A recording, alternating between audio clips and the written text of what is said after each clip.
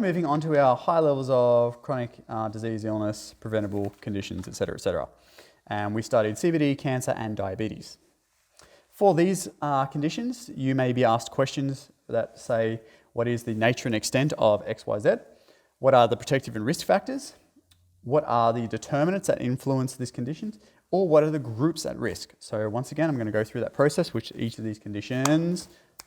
Now, cardiovascular disease. What is the nature of extent of it? So what is it? How bad is it? Cardiovascular disease, which includes cerebrovascular disease being stroke, and also peripheral vascular disease, which is basically loss of blood supply to the arms and legs, which can therefore end up in gangrene and amputations, etc., is caused from two reasons: by a blockage in the blood vessels, mainly the arteries, being atherosclerosis, if you remember the term, or you can get a breakage in your blood vessel due to hardening, which is called arteriosclerosis. Okay, either way can lead to you therefore having a cardiac arrest or a stroke.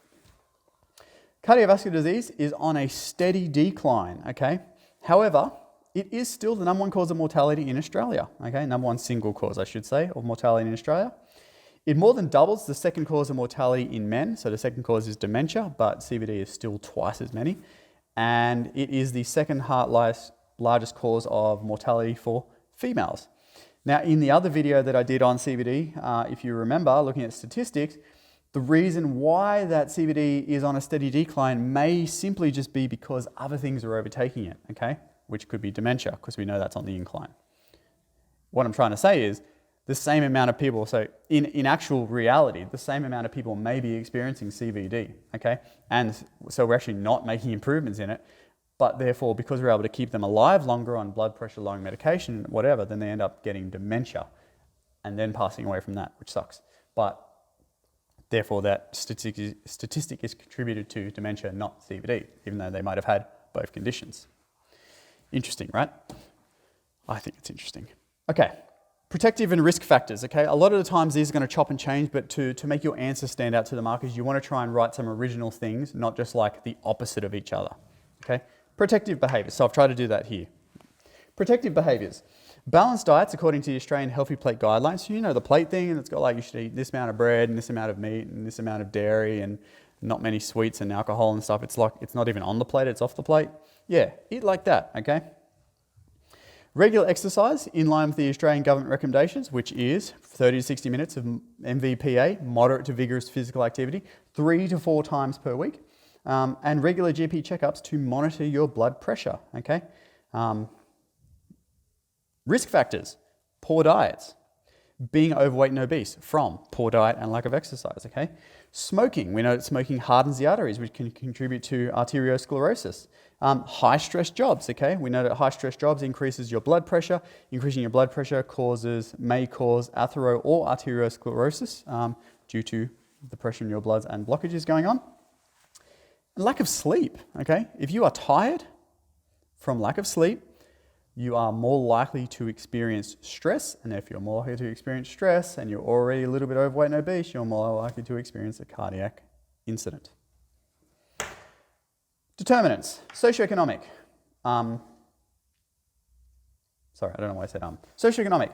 Lack of income can restrict the purchase of a variety of healthy foods, with families often choosing cheap, convenience foods higher in sugars and fats, leading to overweight and obese people, okay?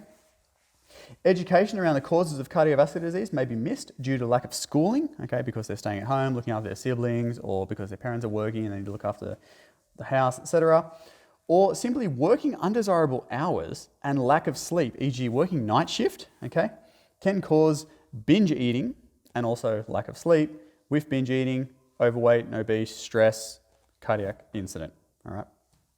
Sociocultural. Children who are raised consuming poor quality food, frozen meals, see this as normal dietary behaviours and continue to do so in adulthood. Media and advertisement encouraging the purchase of cheap fast food, okay, persuades this consumption, especially when there is no healthy alternatives at home, all right? So even though an individual may think, oh, I need to go home and have like a nice healthy piece of steak and veggies tonight, but then the radio is like, get your family meal, double whopper, chicken, beef, fatty extravaganza and 4 Cokes for $4.99 on the way home. You're like, oh wow, that's cheaper than a piece of steak. I'll get that instead. And then everyone's fed and unhealthy. Environmentally. No, I missed one. No, I didn't. Environmentally. Individuals who live close to a variety of fast food outlets are more likely to consume these, all right? Shock horror. And we know that they're always going up. Like, no one's ever getting rid of fast food outlets. If anything, everyone's just trying to outdo everybody. Individuals who live rurally or remotely and have lack of access to health services and regular checkups may be developing CVD and not making changes until it's too late. So I mentioned that before in the SEDS part, you know. Your blood pressure will rise and rise and rise, and then you'll have a cardiac incident, okay? You don't just out of the blue have a cardiac incident one day. Most of the time, okay? There is exceptions to that. But if you're getting those regular checkups when you're not sick, and they can tell you, well, actually, you may be on track to have a cardiac incident, you should make some lifestyle changes. So we should do that. Groups experiencing health inequities. Average Torres Island peoples, socioeconomically disadvantaged peoples due to, obviously, poor education around the risks, family behaviours, living rurally, lower income, etc. All the reasons that we've talked about previously. People living in rural or remote due to lack of access to regular health services, so GP checkups, and limited food variety, all right? And that's CVD, done.